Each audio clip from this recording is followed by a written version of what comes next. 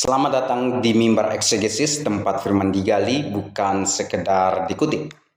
Dalam video ini kita akan membahas makna teologis kenaikan Yesus Kristus dalam Roma pasal 8 ayat 34.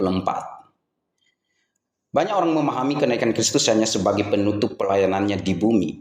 Namun bagi Paulus, kenaikan Kristus merupakan jaminan kepastian keselamatan orang percaya. Dalam Roma 8 ayat 31-39, Paulus membangun argumentasi teologis yang sangat kuat tentang kepastian keselamatan orang-orang pilihan Allah.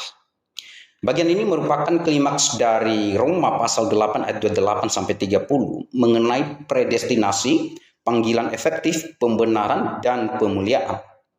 Karena itu ayat 31-39 bukan sekedar penghiburan pastoral, melainkan deklarasi forensik tentang kepastian keselamatan umat tebusan Allah.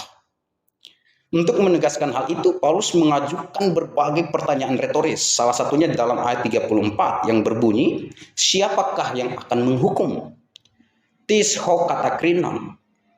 Pertanyaan ini tidak dimaksudkan untuk mencari jawaban, melainkan untuk meniadakan kemungkinan adanya penghukuman atas orang-orang pilihan Allah. Menarik, secara gramatikal kata-kata krinon atau menghukum dapat dipahami sebagai particip present atau particip future. Perbedaannya terletak di aksen huruf iota dan huruf omega.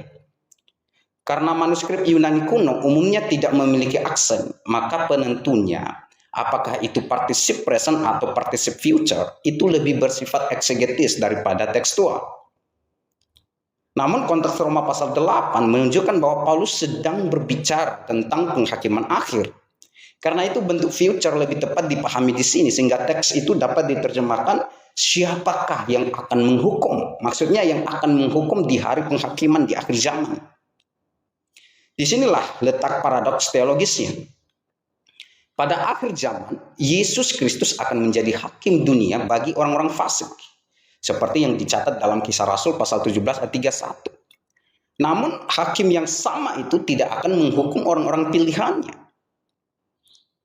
Nah, menarik, dalam ayat 34 ini Paulus kemudian memberikan 4 dasar kristologis mengapa orang percaya tidak akan dihukum.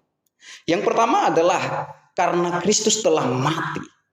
Ho apotanon bagi mereka. Di kayu salib ia menanggung penghukuman dosa umatnya. Sehingga tidak ada lagi penghukuman bagi orang percaya. Kemudian yang kedua adalah karena Kristus telah bangkit. Egertes. Kebangkitannya membuktikan bahwa karya penebusannya diterima Allah. Dan pembenaran orang percaya telah dinyatakan sah.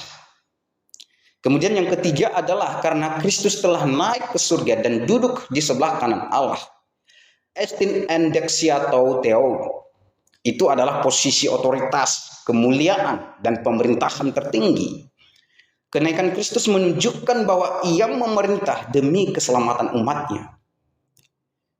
Kemudian yang terakhir, yang keempat adalah karena sekarang Kristus terus menjadi pengantar atau pembela. Entin khanei hiperhemon bagi orang percaya. Ia membela umatnya di hadapan Bapa. Jadi satu-satunya pribadi yang berhak menghukum orang percaya justru adalah pribadi yang telah mati, bangkit, naik ke surga, dan sekarang membela mereka di hadapan Bapa. Karena itu keselamatan orang percaya tidak bergantung pada kekuatan manusia, melainkan pada karya Kristus yang sempurna dan kekal. Dan menarik sekali, dalam teks ini, Paulus menunjukkan bahwa kenaikan Yesus Kristus ke surga itu salah satu apa yang dia lakukan dalam menjamin keselamatan orang-orang pilihan Allah. Terima kasih, Tuhan Yesus memberkati.